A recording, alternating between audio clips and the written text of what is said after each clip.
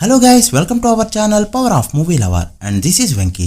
Next మూవీని లైన్లో పెట్టేసుకున్న రామ్ పోతినేని అనుకున్న దానికంటే ముందే ఓటీటీలోకి వస్తా అంటున్న ఉస్తాద్ భగత్ సింగ్ గుర్తుండిపోయే 2026 మార్చ్. సో లేట్ చేయకుండా వీటితో పాటు రిమైనింగ్ ఇంట్రెస్టింగ్ అప్డేట్స్ ఏంటో వీడియోలో చూద్దాం. అంతకంటే ముందు ఒక చిన్న రిక్వెస్ట్, మన ఛానల్ని కొత్తగా ఎవరైనా విజిట్ చేస్తుంటే ఒకసారి ఛానల్లోని కంటెంట్ చూసి నచ్చితే సబ్స్క్రైబ్ చేసుకొని మాకు సపోర్ట్ చేయండి అండ్ వీడియోని లైక్ చేసి మన స్టపేజ్ని ఫాలో అవడం మాత్రం మర్చిపోవద్దు. ఈ 2026 మార్చ్ ఎప్పటికీ కూడా గుర్తుండిపోతుంది. చాలా అంటే చాలా జరిగాయి. అసలు 30 రోజులు అనేది 365 రోజుల్లో ఉంటుందని ఇప్పుడు కూడా ఎవరూ ఎక్స్పెక్ట్ చేయలేదు. ప్రపంచ దేశాల మధ్య యుద్ధాలు స్టార్ట్ అయ్యాయి, రూపీ వాల్యూ పడిపోయింది, బంగారం ధరలు వెండి ధరలు పడిపోయాయి, సినిమాలు రిలీజులు అవుతున్నాయి, కొత్త సినిమాలు వస్తున్నాయి, వెళ్ళిపోతున్నాయి, ఐపీఎల్ సీజన్ కూడా స్టార్ట్ అయిపోయింది. బట్ ఇన్ని జరుగుతున్నా మార్చి మంత్ ఇంకా ఎండ్ కాలేదు అండ్ అలానే మార్చిలో ఒక్క హిట్ కూడా పడనే లేదు. కరోనా తర్వాత చూసుకుంటే ప్రతి ఇయర్ కూడా మార్చిలో ఒక పెద్ద హిట్ అయితే పడుతూ వచ్చింది. 2021లో జాతిరత్నాలు, 2022లో RRR film, 2023 Balagam Dasara Das Ka Dhamki films, 2024లో Gaami Tillu square and Om Bheem Bush films. ఇక 2025లో కోర్ట్ అనే పెద్ద హిట్ పడగా 2026లో ఒక్కటంటే ఒక్క హిట్ కూడా తెలుగు సినిమా చూడనే లేదు. ఆడతాయి అనుకున్న మృత్యుంజయ, ఉస్తాద్ భగత్ సింగ్ అండ్ బ్యాండ్ మేళం వంటి సినిమాలు వరుస పెట్టి డిసప్పాయింట్ చేస్తూ వచ్చాయి. సో అలా ఒక్క బ్రేక్ ఈవెన్ సినిమా కూడా లేని మార్చి మంతగా 2026 అయితే గుర్తుండిపోతుంది. చంద్రశేఖర్ రెడ్డి గారు తీసే సినిమాలకి సపరేట్ ఫ్యాన్ బేస్ ఉండగా ప్రదీప్ రంగనాథన్ జెన్జీ కిడ్స్ లో ఎలాంటి ఫ్యాన్ ఫాలోయింగ్ ఉందో ప్రత్యేకించి చెప్పనవసరం లేదు. ఇప్పుడు వీళ్ళిద్దరి కాంబినేషన్ లో ఒక సినిమా రాబోతుంది. వింటుంటేనే చాలా వింతగా ఉంది.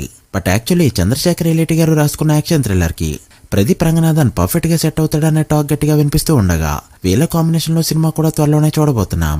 రామాయణ మూవీ అనౌన్స్ చేసినప్పుడు ఉన్నంత హైప్ స్లోగా తగ్గుతూ వస్తుందని చెప్పొచ్చు. ఎందుకంటే అనౌన్స్ చేసినప్పుడు స్టార్ క్యాస్ట్ ఏ రేంజ్ లో ఉందో బయటికి ఇప్పటి వరకు ఒక్క కంటెంట్ కూడా ఆ రేంజ్ లో వదలలేదు. అండ్ ఇప్పుడు ఫైనల్లీ April 2 అయితే హనుమాన్ జయంతి సందర్భంగా ఒక గ్లిమ్స్ అయితే రిలీజ్ చేయబోతున్నారు. చూడాలి ఇది ఎలా ఉంటుందో. రామ్ పోతినేని సినిమాలకి టాక్ బేసిక్ గా రాదు, బట్ టాక్ వచ్చిందంటే ఎక్సలెంట్ గా పర్ఫార్మ్ చేస్తాయి.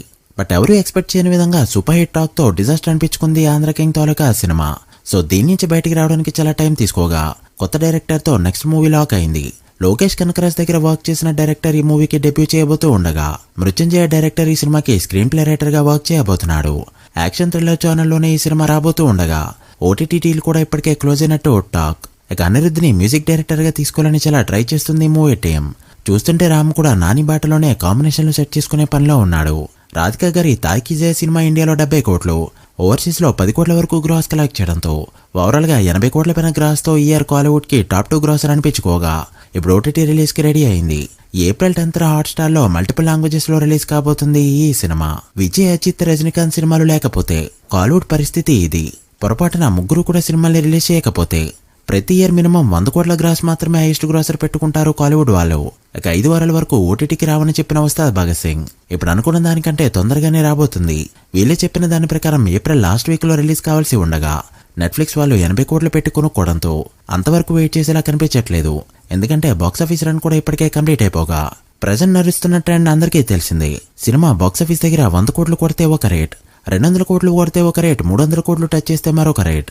బట్ లక్కీగా ఈ సినిమాకి 80 కోట్ల బిజినెస్ ముందుగానే లాక్ అయింది. ఇక నెట్ఫ్లిక్స్ ఇచ్చే డబ్బులు సరిపోక రాజమౌళి గారు మరొక ప్లాన్ తో రెడీ అయ్యారు. వారణాసి బడ్జెట్ 1000 కోట్లు దాటిపోతూ ఉండగా RRR లాగా మల్టిపుల్ ప్లాట్ఫామ్స్ లోలా కాకుండా ఈసారి నెట్ఫ్లిక్స్ ఒక్కదాంతోనే వెళ్దామని డిసైడ్ అయింది మూవీ టీం.